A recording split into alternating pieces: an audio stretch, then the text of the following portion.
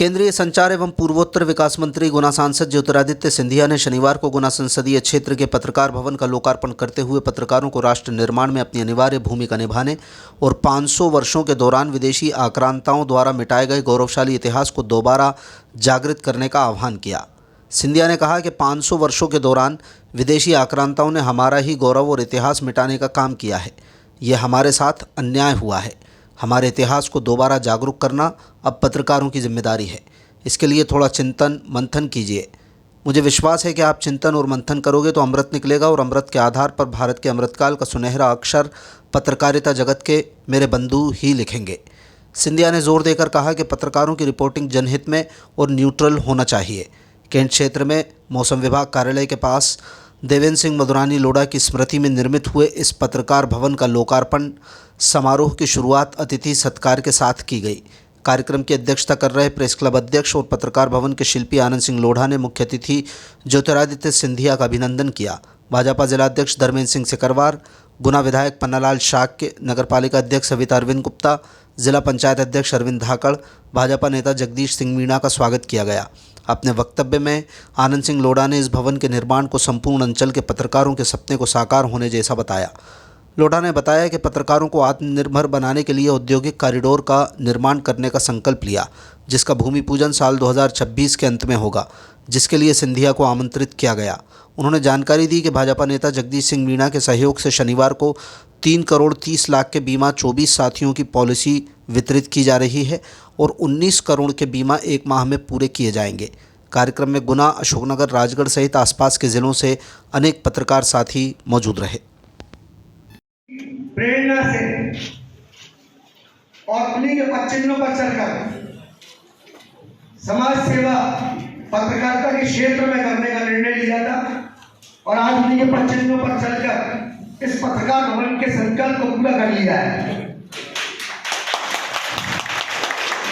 हमारे साथियों ने विगत कई वर्षों से इसका इंतजार किया था, बल्कि महाराज साहब आपकी संसदीय क्षेत्र में जो पहला पत्रकार भवन बना है, ये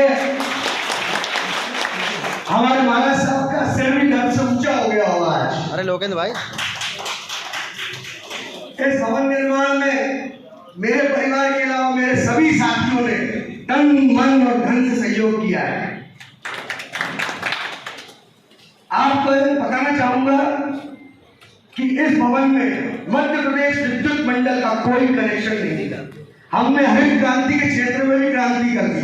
हमने इस भवन को सौर ऊर्जा आधारित बनाया है।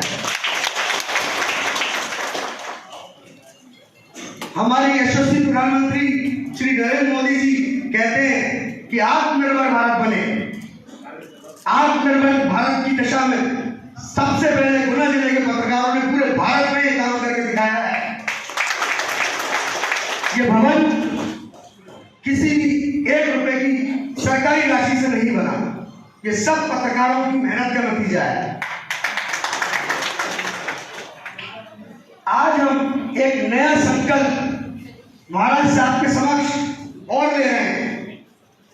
एक नई योजना जो महाराज साहब के सर को ही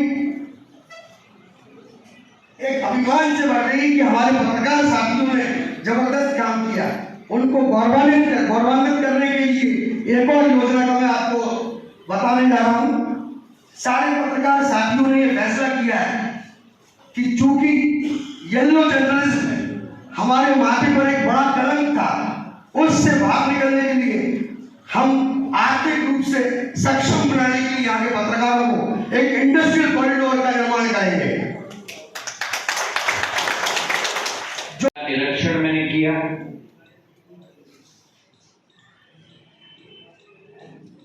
स्वच्छता का मिसाल है। बड़े बड़े कमरे केवल नहीं है, लेकिन हर एक कमरे में सूर्य की प्रकाश की रोशनी की व्यवस्था की गई। और ये मैं अपने मंत्रालय में और हर जगह में जाता हूं, मैं कहता हूं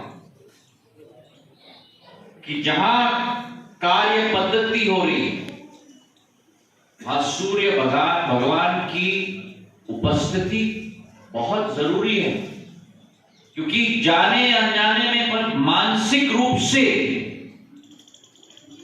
एक बहुत बड़ा प्रभाव पड़ता है क्रिएटिविटी के लिए, बौद्धिक क्षमता के लिए, जब सूर्य की रोशनी में हम लोग काम करते हैं।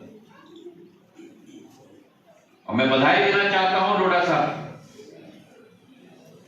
आपने और आपके सहभागियों ने जो यहां हमारे समक्ष बैठे हुए हैं, गुलशन साहब, जैन साहब, सभी लोग जो अपने आप लोगों ने मिलकर इस इमारत को खड़ी की, मैं केवल बधाई और साधुवाद नहीं, लेकिन आपको मैं सल्यूट करता हूं।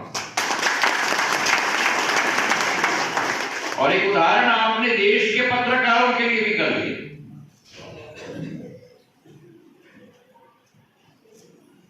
ना सरकार की कोई जरूरत, ना कोई बिजली की कोई जरूरत, आत्मनिर्भरता की अगर जो प्रधानमंत्री जी बात करते हैं तो आत्मनिर्भरता का निर्माण आपने अपने हाथों से यहां किया है।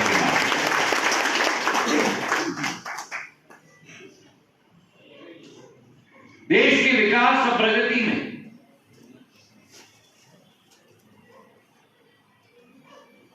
आपकी बहुत महत्वपूर्ण भूमिका है।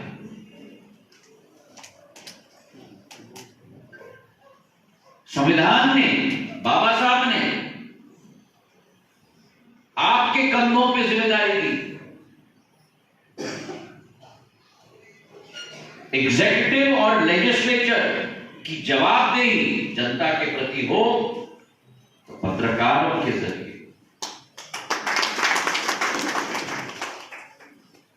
और जैसे अभी धर्मेंद्र जी ने भी कहा, वो जवाबदेही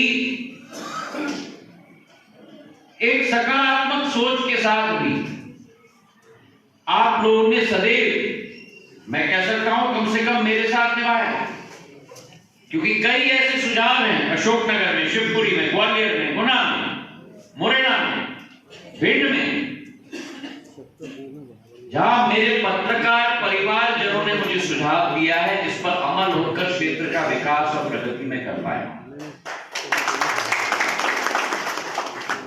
तो आप और हम एक ही सिक्के के दो पहलू हैं। क्योंकि जैसे पन्नालाल जी ने कहा, जनहित लोक सेवा आपका भी दायित्व है, हमारा भी दायित्व है। और इसलिए ये पार्टनरशिप, ये साझेदारी बहुत जरूरी है। नकारात्मक विचारधारा ना जनसेवकों में स्वीकार होना चाहिए, और नकारात्मक विचारधारा स्पष्टता से मैं कहूं ना पत्रकारों में स्वीकार होना चाहिए।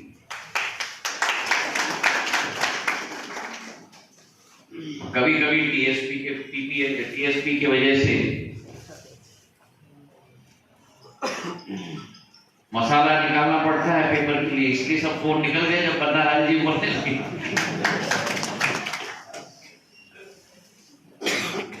पर मैं एक अनुरोध अगर मैं कर पाऊं आज के दिवस पर, और इसलिए मैं कर रहा हूं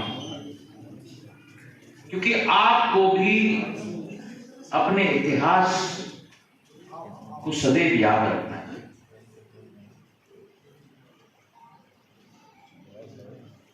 जितनी लंबी इतिहास भारत की रही है, जैसे अभी पन्नालाल जी ने कहा, उतनी लंबी इतिहास आपकी बिरादरी की भी रही। और आपकी इतिहास क्या है? पड़ोस में ही देखो तो गणेश शंकर विद्यार्थी जी की इतिहास आप लोगों की, जिन्होंने विश्व को सर्वविदित कर दिया कि कलम की ताकत से कैसे अन्याय के विरुद्ध लड़ाई लड़ी जाती है। आपका इतिहास क्या है? पंडित दीनदयाल उपाध्याय जी का इतिहास है। जिन्होंने वसुधा की दृष्टि हर एक व्यक्ति की हो, ये हर नागरिक को समझाया। आपका इतिहास क्या है? रामानंद जी चैटर्जी, जो आजादी की लड़ाई में एक सोते हुए देश को जगाने का कार्य रामानंद जी ने किया था। ये आपका इतिहास। और इसलिए मैं आप सबसे निवेदन करना चाहता हूं, जब आप अपने हाथ का कलम, आजकल तो कलम का जमाना चला गया, डब्बा का जमाना आ गया, स्टोरी भी लिखी जाती है तो खट खट खट खट खट करके, और जब आप अपने उंगली को उठाओ, उन सिद्धांतों, उन मूल्यों को सदैव अपने मद्देनजर रखो।